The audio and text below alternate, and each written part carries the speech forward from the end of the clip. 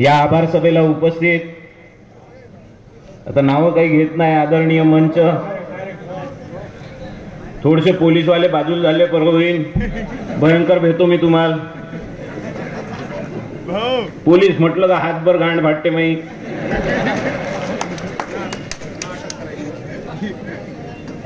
खरंच केव्हा येते, संडासापर्यंत येते का गू खायचं राहते का गांड पाहायची राहते काही समजत नाही. जसा काही मी या गावातला नामांकित गुंड होतो त्या पद्धतीनं माझ्या घरावर पकडायला आले होते.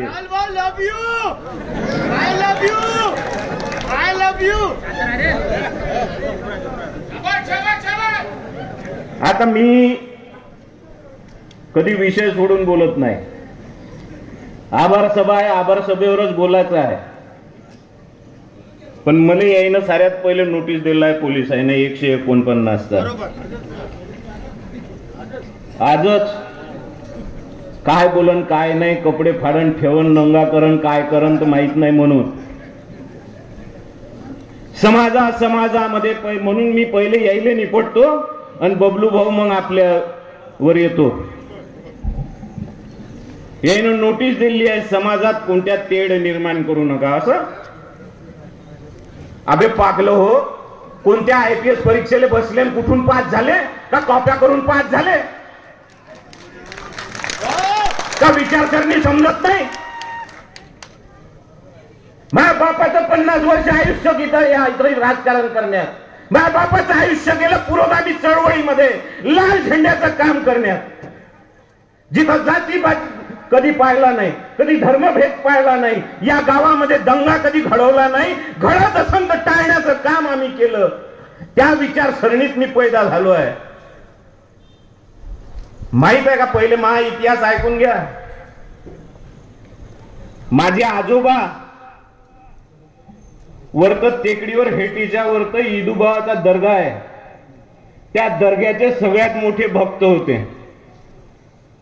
आणि त्यानं त्याच्या विल मध्ये लिहिलं होतं का मला हिंदू संस्कृतीप्रमाणे नाही जाळायचं, मला गाडायचं. म्हणून त्याची समाधी स्मशानाच्या बाजूला केली आहे. ती जागा आमचीच आहे. लोकांच्या उपयोगासाठी फुकटात करोडोची जमीन वीरेंद्र देशमुखानं दान केली आहे. दिल्ली तुमच्या बापानं कोणती जमीन? त्याचे 5 पोरं त्या माणसाचे, उच्च पदस्थ उच्च शिक्षित. सर्वात मोठा पोरगा डेप्युटी कमिशनर, 2 नंबरचा पोरगा dean IGMC GMC medical director medical education म्हणून रिटायर झाले. तिसरा MCOM, या नगरीचा 25 वर्ष नगराध्यक्ष राहिलेला आणि 6 वर्ष आमदार राहिलेला माणूस, ज्याचं आयुष्य पूर्ण डाव्या विचारसरणीमध्ये गेलं. चौथा त्याचा पोरगा या खरेदी विक्रीचे अध्यक्ष होते, शेती पाहते आणि याच चळवळीत काम करते, ते माझे चौथे काका. आणि 5वे काका मुंबईच्या हायकोर्टचे जस्टिस होते. ते एवढ्या सुशिक्षित घराण्यातून मी आलो आहे. मी स्वतः LLB आहे. माझ्या घरी अर्धा डझन वकील आहे, माझ्या घरी अर्धा डझन डॉक्टर आहे, माझ्या घरी अर्धा डझन इंजिनियर आहे. तुम्ही शिकवाल का मला जातीची तेढ आणि फालतूच्या गोष्टी? कोणत्या जातीची तेढ? जात आणि धर्म तरी समजते तुम्हाला? इराणी म्हणजे धर्म आहे का? इराण मधून मायग्रेट झालेले, इथं शरणार्थी म्हणून राहायला आलेले, म्हणून त्याला इराणी म्हणते. इराणी हे मुसलमान आहे. आपल्या इथं जे बहुसंख्य मुसलमान आहे ते सुन्नी आहे आणि हे इराणी हे शिया आहे. माहित आहे का? आणि ज्या इदुबाच्या दर्ग्याचं मी नाव घेतलं त्या इदुबाच्या दर्ग्याचा मी अध्यक्ष आहे कमिटीचा. अजून पण ऐकून घ्या डिटेल मध्ये. वीरेंद्र देशमुखाचे 3 पोरं. वीरेंद्र देशमुखाच्या पहिल्या पोराचं नाव कपिल, हिंदू संस्कृतीतून आलेलं. दुसऱ्या पोराचं नाव राहुल, गौतम बुद्धाच्या पोराचं नाव होतं बौद्ध धर्मातून आलेलं. आणि त्याच्या 3ऱ्या पोराचं नाव शकील, हे मुसलमान समाजातून आलेलं. इतक्या जन्मापासून आम्ही पुरोगामी आहोत. इतके पुरोगामी विचारसरणीवर तुम्ही जर हमला चढवत असाल आणि जाती धर्मात तेढ निर्माण करता म्हणून सांगत असाल तर चुपचाप बसासाठी मी गांडूची औलाद नाही आहे. ह्या नोटीस दिला म्हणजे माही फाटते असं वाटतंय तुम्हाला? पुंगळीकरण भरून घ्या कुठं भरायचं आहे तर. मी गावात 2 नंबरचे धंदे होईन बोलायचं नाही, सट्टापट्टी चालन बोलायचं नाही, अवैध धंदे होईन त्याच्या विरोधात बोलायचं नाही, इथं दारू गल्लोगल्ली भेटून राहिली त्याच्यावर बोलायचं नाही. तुमचे खिसे गरम होऊन राहिले म्हणून त्याची चाकरी करून राहिले का तुम्ही?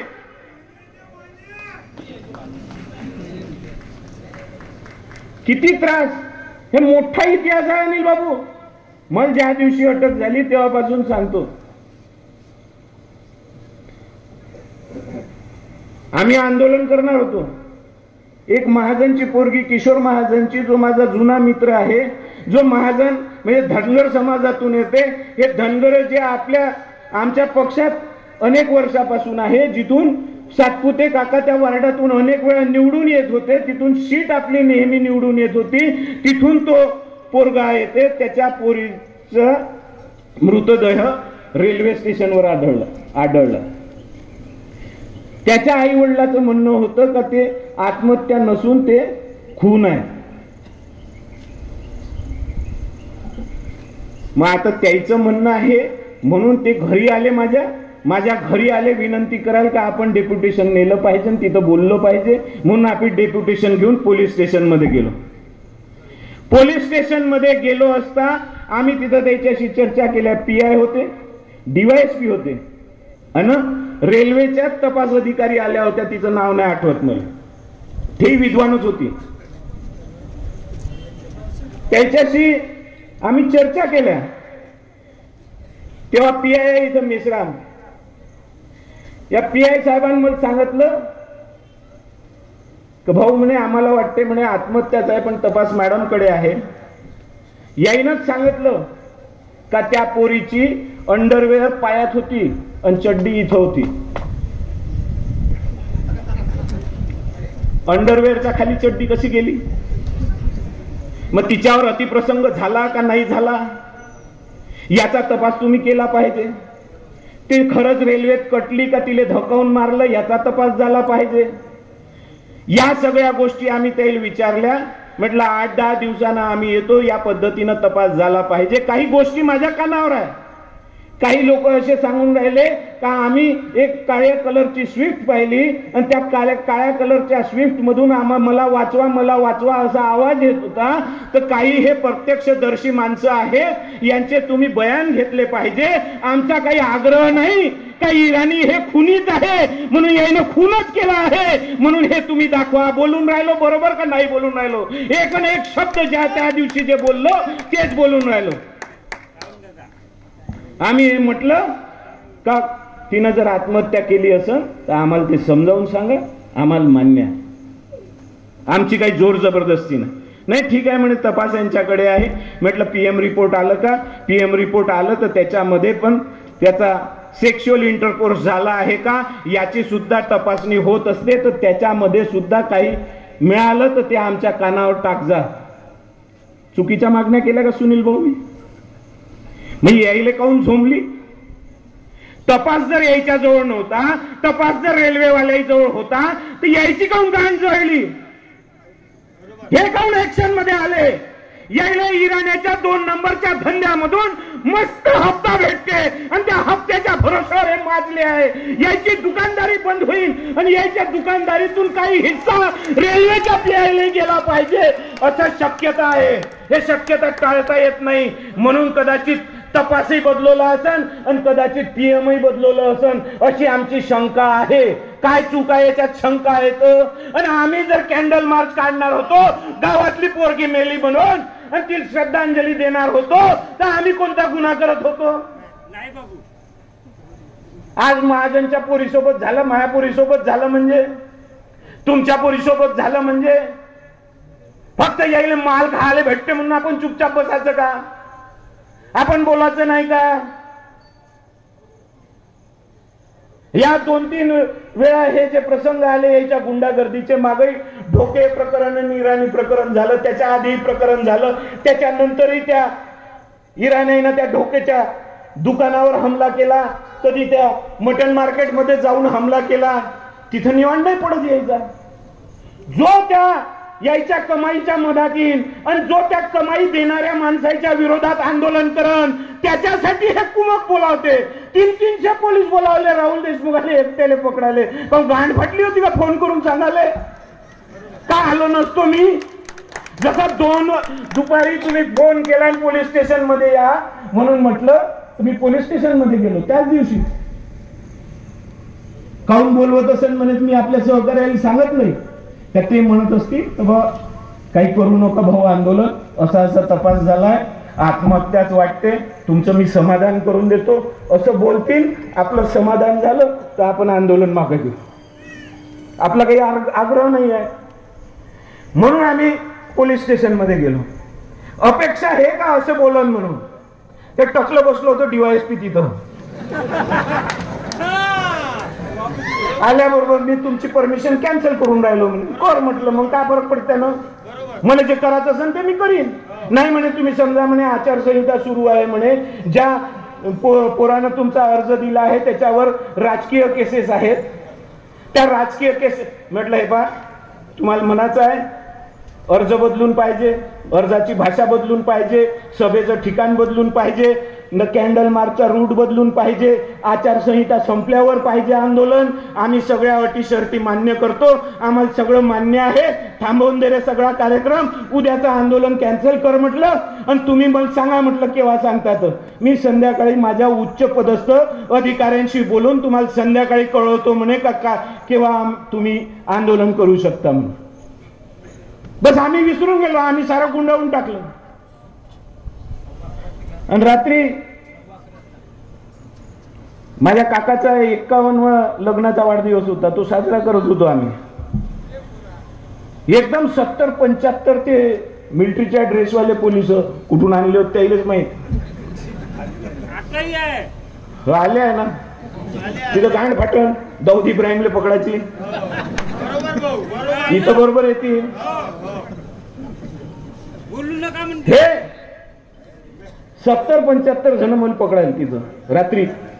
आम्ही तुम्हाला घ्यायला आलो आहे. झाली बाचाबाची तिथं. मी कायले उठतो जागता, म्हटलं मी येत नाही. सकाळी तुम्ही जसा फोन केला होता तसा मला रात्री फोन केला असता मी आलो असतो.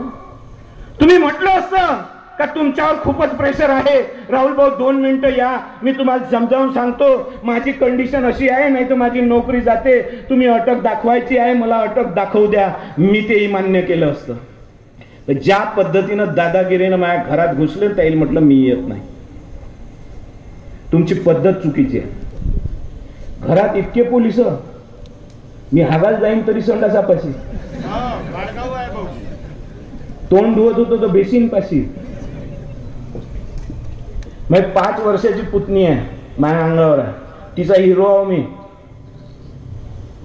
काही तिला काही वाटलं तरी ते मलाच मागते. लहान भावाची पोरगी, ते दहशती देऊन रडत होती. पुतण्या 5 वर्षाचा, तो रडत होता दुसऱ्या खोली. 2 दिवस दोघंही माझ्याशी बोलले नाही. पेपर मध्ये या पोलिसाचा कोणाचा फोटो दिसला तर भुक्या मारते ते पोरगी अजूनही. काऊन तुमच्यावर क्लेम नाही टाकायचा कोर्टात? नंगा करणार आहे, तुमच्या नोकऱ्या खाणार आहे, एवढं लक्षात ठेवजा तुम्ही. खूपच आदेश ऐकता. तुम्ही सांगितलं ना 3 महिन्यांनी तुमची सत्ता येणार आहे म्हणून, आणि तुम्ही भुलत नाही म्हणून. भुलजा नका. हे भयंकर सत्तेचा ऐकते, हे भयंकर आदेश ऐकते. आम्हाला वरून आदेश आहे, आम्हाला ते करावंच लागेल म्हणते. तर या स्टेजवर मी स्टेशनावरचं एक डुक्कर पकडून आणीन. ह्याच अधिकारी राहिले त्याची घाण चाटायला लाव, चाटते का पाय तुम्ही? एवढे जर आदेश ऐकते तर. इतकी चाकरी, इतकी लाचारी, आणि नोकऱ्या करून राहिले का भाड झोकून राहिले तुम्ही? सत्ता तर येत जात राहते, कोणाची येऊ शकते. तुम्ही नियमानं कामं केले पाहिजे, तुम्ही न्याय दिला पाहिजे. तुम्ही तर वर्दीवाले गुंडे म्हणून फिरून राहिले गावामध्ये. तुम्हाला तर आदर दिला पाहिजे, गावानं तुमचा आदर केला पाहिजे, तुमचा सन्मान केला पाहिजे, अशी तुमची वागणूक पाहिजे. ते हे दिसले का लोक भेटे? मग कायचं यायचं ते लिहून ठेवते, मार तिथं पोलीस ठाण्यात, सदर रक्षण आहे खल निग्रहण आहे. मला अटक करायला आले तर ताफा जरा तिथं इराण्याचं दुःख घरासमोर, म्हणजे सदत हे झाले जे पुऱ्या गावासाठी खल आहे. खल म्हणजे खल नाही, सद म्हणजे सदर वर्तन करणारा माणूस. हे तरी समजलं का तुम्हाला? बाकीचं नंतर समजू द्या.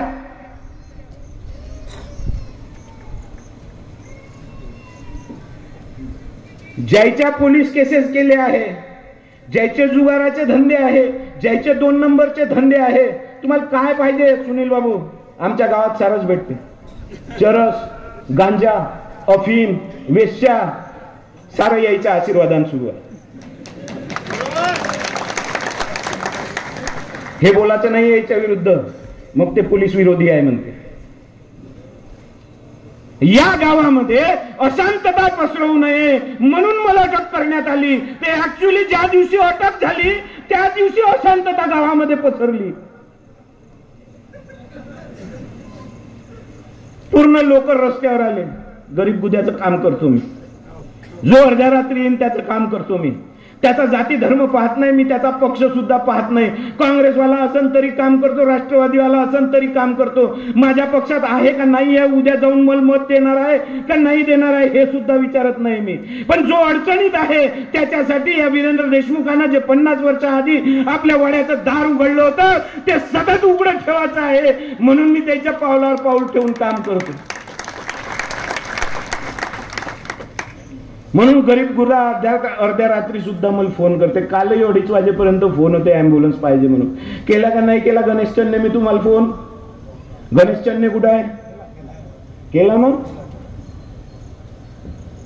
हे गरीब माणसं रस्त्यावर होते, केळ विकणारे रस्त्यावर होते, टपरीवाले रस्त्यावर होते, जोड शिवणारे रस्त्यावर होते, टपऱ्यावर चहा विकणारे रस्त्यावर होते, भाजीपाला विकणारे रस्त्यावर होते. आणि जशी जशी मला अटक झाल्यावर या सगळ्याची गर्दी वाढत होती तसतशी यायची फाटत होती. त्याच्यानंतर 9 वाजता दुकानं उघडते तर त्याला जसं जसं समजलं त्यानं तसे तसे आपले शटर खाली केले, दुकानं बंद केले. आणि ते पोतदारचा बच्चा कोणता SP कोणता IPS झाला तर हरामखोर, त्यानं स्टेटमेंट दिलं पेपरमध्ये, नाही नाही इथे काहीच बंद नाही. मग त्या म्हणण्यानच का कोण जोर जबरदस्ती केली नाही. मी गरीब गुद्यापासून तर मोठ्या शोरूमच्या मालकापर्यंत सगळ्याला सिंपल अप्रोचेबल आहे. किती वाजता अप्रोचेबल आहे, कितीही राहिले असं 2 मिनिटं. आता कोणती आचारसंहिता आहे?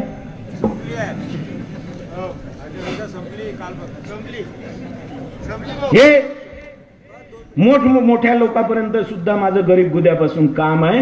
म्हणून व्यापारी संघाने निर्णय घेतला का जो अर्ध्या रात्री आपल्यासाठी धावून येते, जो अर्ध्या रात्री आपल्यासाठी अवेलेबल आहे, जो आपले प्रश्न रस्त्यावर उतरून मांडते, त्या माणसाला या पद्धतीनं पोलीस जर अटक करत असेल तर त्या पद्धतीचा निषेध म्हणून आम्ही बाजारपेठ बंद ठेवू. जोपर्यंत माझी बेल नाही झाली तोपर्यंत गाव बंद होतं सुनील भाऊ. मी गेलो नाही, मी विनंती नाही केली.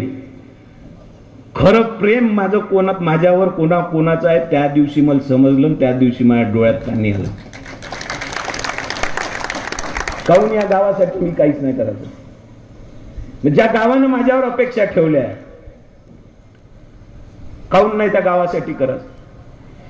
माझी याच्यापासून अपेक्षा एकच होती पोलिसांची पासून का मी जर कॅन्डल मार्च काढून राहिलो तिथं सभा घेणार आहे, याईनं मला आळ लावलाय का 2 समाजामध्ये तेढ निर्माण करते. हे राजकारण आम्ही शिकलो नाही, पैदा होऊनही शिकलो नाही. ज्या घरात पैदा झालो ते पुरोगामी विचार घेऊन पैदा झालो आणि त्याच पुरोगामी विचारामध्ये चालणारा शेका पक्ष एक पक्ष आहे. त्याची जडणघडण जर पाहायची असन, वाचायची असन आणि आपण पास झाल्यापासून जर पुस्तक वाचलं नसन तर मी पाठवतो, वाचून घे जा. त्या विचारसरणीवर चालतो आम्ही. आणि आम्ही कायदा कधीच हातात घेत नाही. कारण सगळ्यात मोठा आम्ही कोणाला मानत असन तर महात्मा गांधीला मानतो आणि त्याच्या अहिंसेच्या मार्गाने आंदोलन करतो.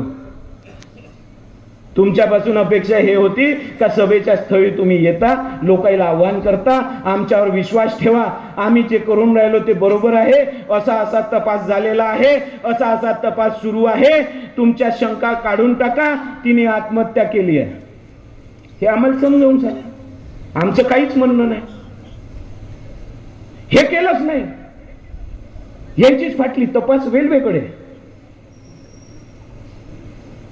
मग आता याच्यावर शंका नाही येणार, हा, याच्यावर शंका नाही येणार का काही एवढे काऊन अंगात आणून राहिले म्हणून.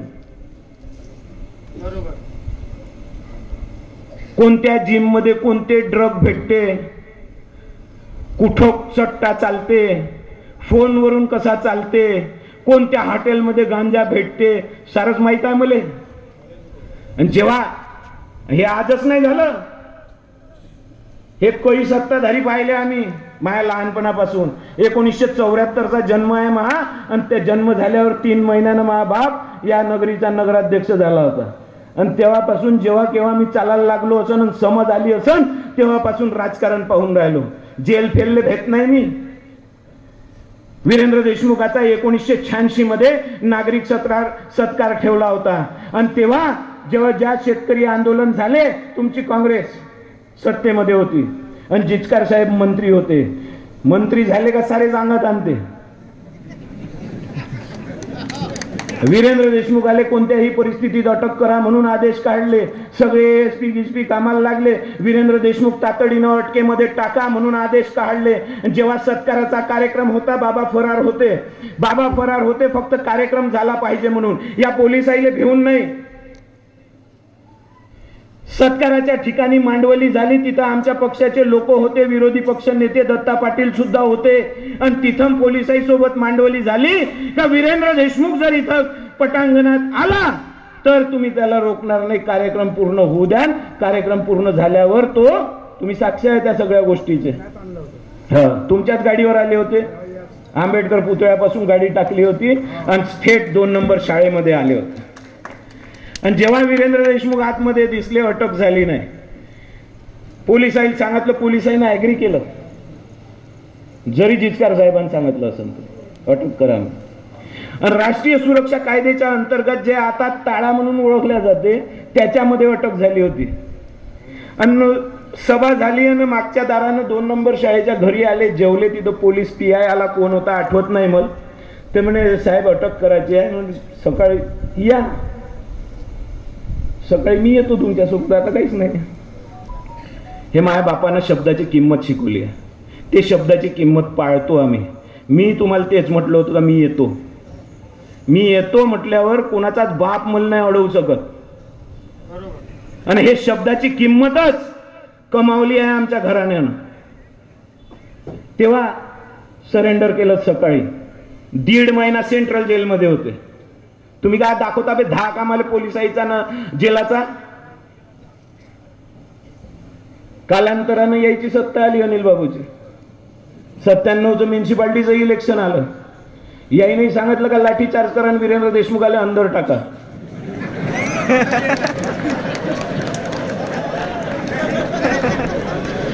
एकोणीसशे 1997च्या इलेक्शनच्या आदल्या दिवशीच्या रात्री वीरेंद्र देशमुखाला आतमध्ये टाकलं.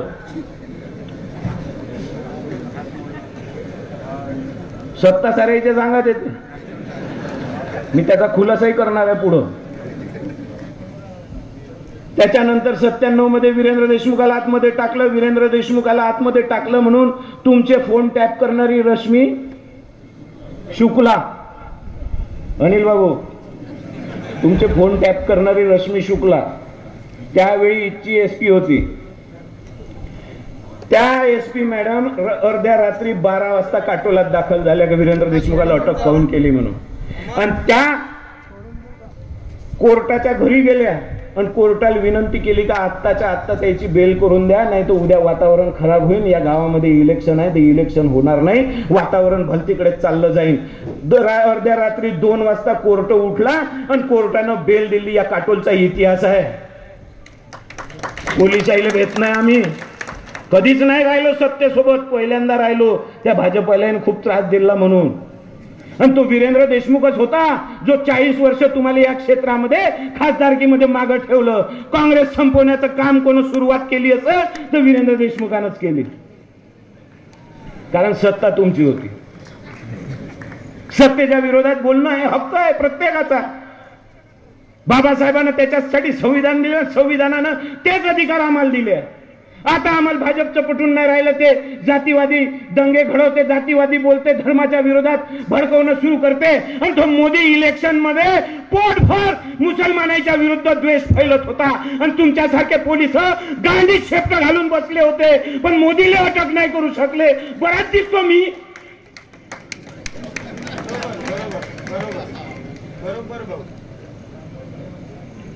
आता बावनकुळे साहेबाची सत्ता आहे, त्याचे अंड मस्तकात गेले. आता ते अटक करून राहिले. तुम्हाला भेटे काऊन लोक? तुम्ही खूप इमानदार आहे म्हणून? तुम्ही वरती दंडे मारान म्हणून? ह्युमन राईट्स कमिशन आहे, आम्हाला माहित नाही का तुम्ही दंडे नाही मारू शकत, तुमचे कपडे उतरवू शकतो कोर्टात म्हणून? LLB आहो मी.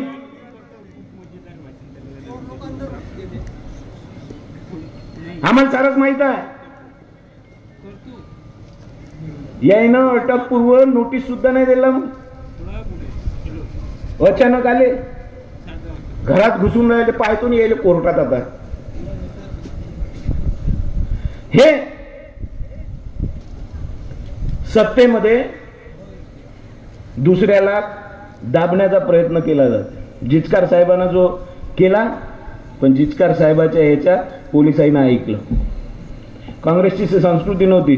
अनेक भाषणं वीरेंद्र बाबूनं काँग्रेसच्या विरोधात दिले, पण काँग्रेसची सत्ता बसे, काँग्रेसचेच मंत्री राहे, कामं तिथं घेऊन जाय, तर मोठ्या मनानं त्यानं कामं केले आहे. कारण वीरेंद्र देशमुखाच्या घरचे कामं नाही राहते, लोकांचे कामं राहते.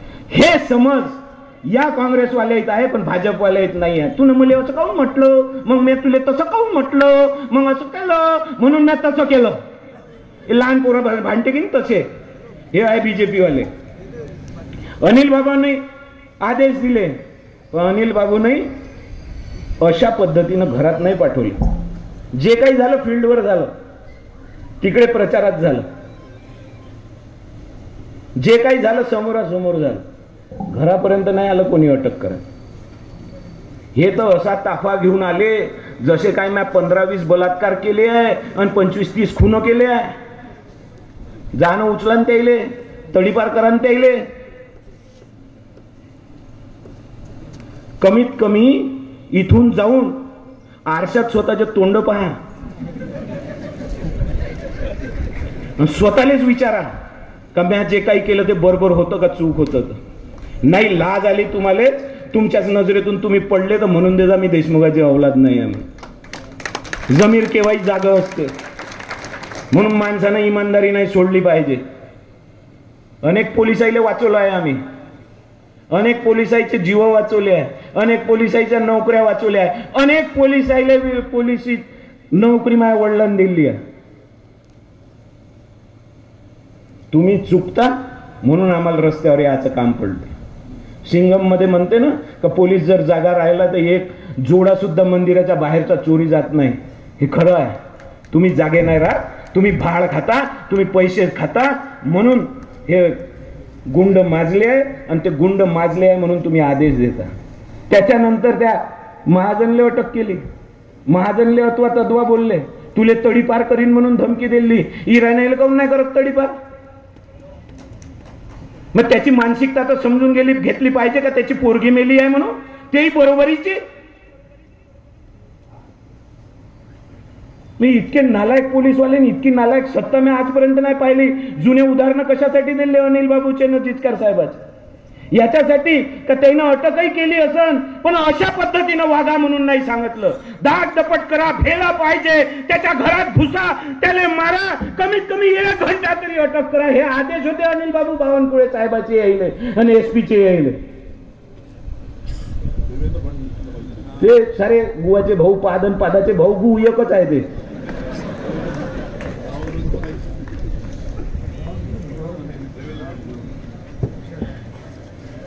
त्याला विचारतो ना मी प्रश्न, त्याला काय काय मदत केली आहे मी? त्याला विचारेन वेळ येईन तेव्हा येईन. ज्याले काटोलात काम राहते ना मायात दारात येते कोणत्याही पक्षाचा राहे.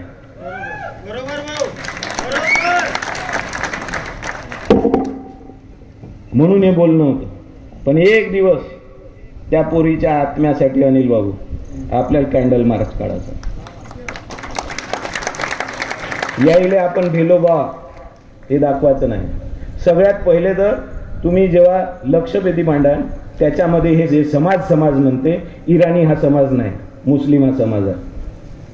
आणि मुस्लिमाच्या विरोधात आम्ही नाही. आमच्यासाठी 100-150 मुस्लिम रस्त्यावर त्या दिवशी होते.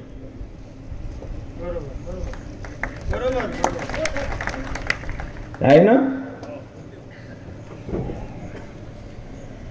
माझी पत्नी जेलच्या म्हणजे त्या पोलीस स्टेशनच्या बाहेर होती फ्रेश व्हायसाठी. तिथं बाजूलाच सगळे खोजाचे घर आहे, सगळे खोजा मुसलमान आहे.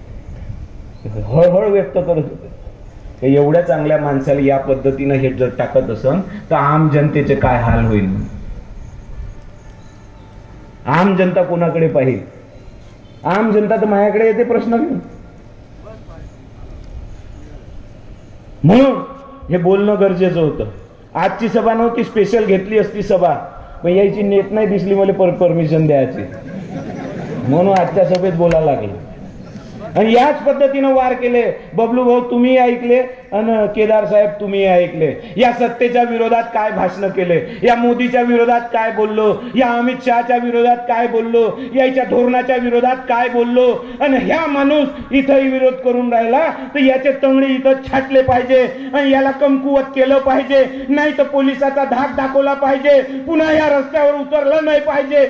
घ्या भिवून राहिला पाहिजे. याचाच बंदोबस्त केला पाहिजे तर या क्षेत्रामध्ये आपला दबदबा वाढन आणि भाजप वाढन असं त्याला वाटलं. म्हणून यायला करायला लावलं आणि ह्या भाड्याच्या बैलाईनं त्याचं ऐकलं.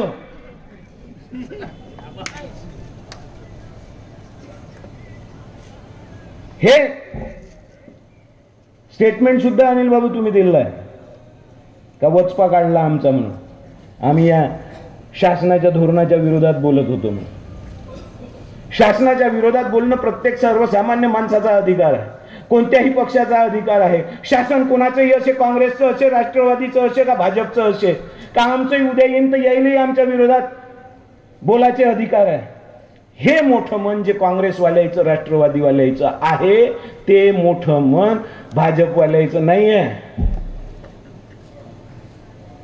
मंदिर वही बनाएंगे चालला होता तो फोटो तर असा टाकते ना मोदी रामाचा बोट घेऊन चालला त्याने घर देणार आहे म्हणून. असा गांडीच्या भारावर पाडला. जिथं जिथं राम आहे तिथं तिथं, जिथं जिथं राम आहे तिथं तिथं पडला आहे. रामटेक होय रामाचा गड आहे इथं, इथंही पाडला. अयोध्येत रामाचं मंदिर बांधलं तिथंही पाडला. पुरा बंदोबस्त कोण केला.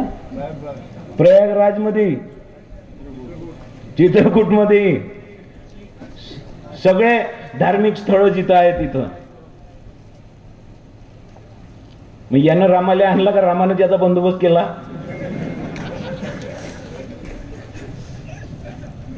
ज्या या स्वतःले मी बायोलॉजिकल नाही आहे म्हणे, मला वरतूनच देवान पाठवला आहे म्हणे. हे विचारसरणी कोणाची आहे. RSS ची. हे विचारसरणी कोणाची आहे. मनुवाद्याची. हे विचारसरणी कोणाची आहे. या भाजपची. जे बायोलॉजिकल सायन्स आहे, पती पत्नी एकत्र आल्यामुळे, लग्न झाल्यामुळे, त्याच्यानंतर जे काही होते त्याच्यामुळे पोरग पैदा होते, ते न मान्य. कोणी बाहूतून पैदा झाले, कोणी पायातून पैदा झाले, कोणी पोटातून पैदा झाले, कोणी डोक्यातून पैदा झाले, हे म्हणून सांगते. या मनुसंस्कृतीच्या विरोधात आमची लढाई आहे. आमची जातीच्या विरोधात लढाई नाही आहे. आम्ही बामणाचा द्वेष करत नाही. जे ब्राह्मणीय विचारसरणी आहे त्याचा विरोध आम्ही करतो. आम्ही अनेक ब्राह्मण नोकरीत लावले आहे. अनेक ब्राह्मण आमच्या पक्षातून निवडून येऊन नगरपालिकेचे नगरसेवक झाले आहे. अनेक ब्राह्मण आमच्या सोबत राहते आणि आम्हाला मतदान करते. हे सुद्धा विसरता कामा नये. आमची विचारसरणी हे सर्वसाधारण जनतेसाठी आहे. सर्वसामान्य जनतेला न्याय मिळवून देण्यासाठी आम्ही रस्त्यावर उतरतो. त्याची लढाई आम्ही करतो.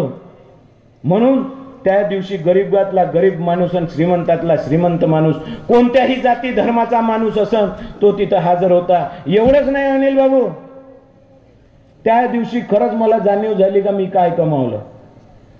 गरीब तो होता, श्रीमंत तो होताच, मध्यमवर्गीय तो होता, स्त्री तो होतीच, पुरुष तो होताच. हिंदूही होता आणि मुसलमानही होता, शीखही होता, बौद्धही होता. ज्याला हळहळ वाटत होती. पण अजून त्याच्या पुढचं एक सांगतो. आपल्या महाविकास आघाडीतले सगळे घटक पक्ष होते, त्याच्या प्लस सांगतो. शिवसेना शिंदे गटातले लोक होते, राष्ट्रवादी अजित पवार गटातले लोक होते. भाजपच्या एकाने फोन केला, भोकात गेला पक्ष, म्हणे भाऊ मी तुमच्या सोबत आहो. तुमच्यावर जर या पद्धतीनं वार होत असन तर आम्ही ते सहन करणार नाही. आणि तुम्हाला जर ताकद पाहायची असेल ना, तुम्हाला वाटत असेल यायच्या भरोशावर आहो हे दोन मंत्री आहे म्हणून, माही ताकदही दाखवून देईन एखाद दिवशी. मी यायच्यासाठी लढतो, यायच्यासाठी झटतो, यायच्यासाठी रस्त्यावर उतरतो, तर हे सुद्धा रस्त्यावर उतरे. पण हे मंत्री सोबत घेईन आणि अजून संख्या वाढवेन. नाही 50,000चा मोर्चा तुमच्या पोलीस स्टेशनवर आणीन तर देशमुखाची औलाद नाही. नसन येत निवडून आम्ही, पण मनात घर करून बसलो आहे. अनेक घरामध्ये वीरेंद्र देशमुखाचे फोटो आज देवघरात आहे. त्याचं कारण आहे त्याचं कार्य, आणि त्याच पद्धतीने आम्ही कार्य करतो. पैसे कमवायचे असते तर तुम्ही जेव्हा घरी आले होते ना, मातीच्या भिंतीचं घर पाहिलं ना, 25 वर्षाचा नगराध्यक्ष, 6 वर्षाचा आमदार, मी 5 वर्ष 10 वर्ष राजकारणात असणारा, एक जस्टिस असणारा, दुसरा डीन असणारा, तिसरा खरेदी विक्री चालवणारा, चौथा डेप्टी कमिशनर, त्याचं घर आहे मातीचं. हे इमानदारी आम्ही कमावली आहे, म्हणून कोणाली बोलाची ताकद ठेवतो, शरण नाही जात. म्हणून या गोष्टीचा सगळा खुलासा करायचा होता. म्हणून आज मी या ठिकाणी त्या प्रकरणावर भाष्य केलं. नाही तर मी बबलूची बर्वे यांचे स्वागत अभिनंदन करण्यासाठीच हे सभा बोलावली होती. आपण ज्या पद्धतीनं फिरलो, ज्या पद्धतीनं गावामध्ये प्रतिसाद मिळाला, ज्या पद्धतीनं आपण भाषण केले, तर हाच मोरका तोडून टाकायचा, यालेच पैदल नाही फिरू द्यायचा, याचेच तंगडे तोडायचे, म्हणजे आवाजच बंद होते आणि आपल्या विरोधात आवाज कोणी उचलणार नाही. तू तंगडे काप, व्हीलचेअरवर येईन. फक्त माई जीप कापशील तेव्हाच बोलणार नाही, नाही तर इशाऱ्याने सांगून जगतो मी. म्हणून माया वाटी सहजासहजी पूर्ण प्लॅन असल्याशिवाय जाजा नका. अन मला जेलमध्ये जायला भीती वाटत नाही, लाजही वाटत नाही. कारण मी चोरी करून जेलमध्ये नाही जाणार आहे, मी खून करून बलात्कार करून जेलमध्ये नाही जाणार आहे. मी महात्मा गांधी वाचला आहे, मी पंडित जवाहरलाल नेहरू वाचला आहे, मी स्वातंत्र्य सेनानी सगळे वाचले आहे. मी भगतसिंगाचा मान करतो. भगतसिंग या देशासाठी जीवाचा रान केलं, फाशीवर चढला, पण कॉम्प्रोमाइज केलं नाही. मी सावरकरची औलाद नाही, गांडूची औलाद नाही, काय इंग्रजाईले माफी मागेन किंवा भाजपवाल्याला माफी मागेन. तुम्ही जसे मारान तसं सहन करीन, पण ज्या दिवशी सत्ता येईन त्या दिवशी तुमचे तुकडे गेल्याशिवाय सोडणार नाही. तुकडे म्हणजे शारीरिक तुकडे नाही. मी गुंड नाही, मी क्रिमिनल नाही.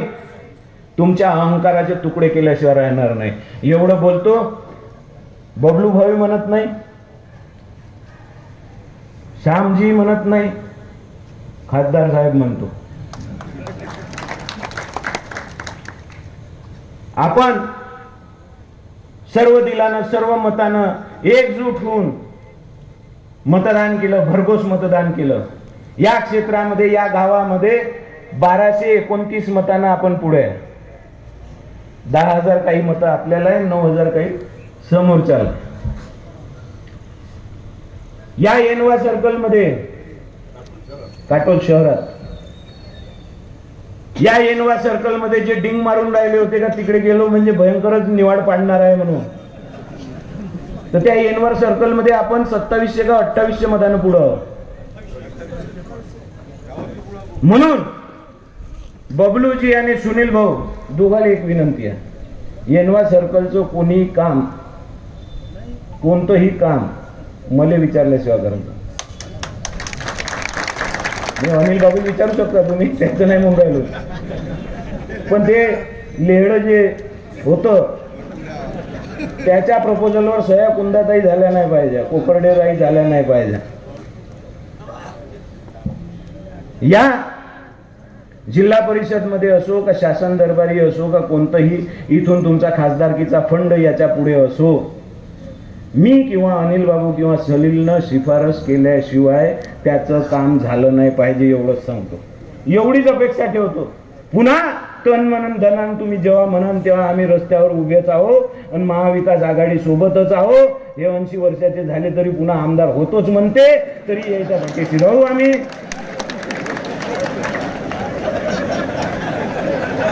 एवढंच बोलायचं होतं. आपण सगळा मान सन्मान दिला, मतदान केलं, त्याबद्दल सर्वांचे आभार मानतो. आणि पुनश्च एक वेळा आपले आभार मानून यांचं खासदार साहेबांचं अभिनंदन करतो. धन्यवाद.